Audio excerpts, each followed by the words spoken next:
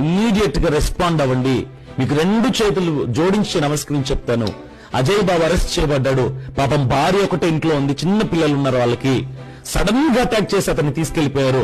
Police station లో లేడన్నారట, మేం కాదు వచ్చిందన్నారట. మరి ఎవరు వచ్చారు? అతనికి ఏమైనా జరిగిందంటే రెస్పాన్సిబిలిటీ ఎవరు? దయచేసి హైదరాబాద్ లో లోకల్ గా ఎవరంటే మీ అడ్వకేట్స్ తెలిసిన వాళ్ళంటే కాల్ చేయండి. హైదరాబాద్ లోకల్ గా ఎవరైనా ఉంటే ఉప్పల్ పోలీస్ స్టేషన్ దగ్గరికి వెళ్ళమని చెప్పండి. రేపు నేను కూడా బయలుదేరుతున్నా రేపు ఉదయాన్నే.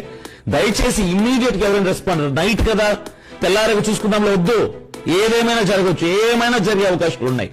దయచేసి ఉప్పల్లో మీకు తెలిసిన అడ్వకేట్స్ ఎవరైనా ఉంటే, హైదరాబాద్ లో మీకు తెలిసిన అడ్వకేట్స్ ఎవరైనా, హైకోర్టు అడ్వకేట్ కానీ లోకల్ అడ్వకేట్స్ కానీ ఉంటే వాళ్ళ నుంచి లీగల్ అడ్వైస్ తీసుకోండి. ఏం చేయాలి ఇప్పుడు అని చెప్పి తీసుకోండి.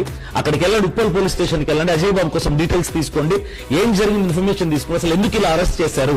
Without notice, without arrest warrant, without information ఎలా అరెస్ట్ చేస్తారు మీరు అని అడగండి.